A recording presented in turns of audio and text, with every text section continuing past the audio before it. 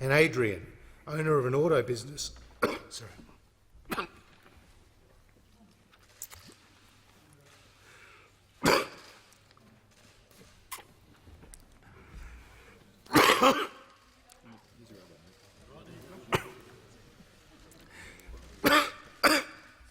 Sorry.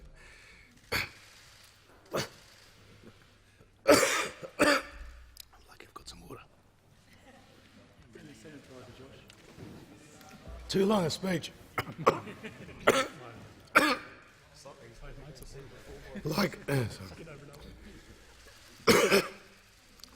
Sorry, my voice has gone now. And Bar in Chapel Hill, Brisbane, who said JobKeeper saved our bacon, and Adrian, owner of an auto business,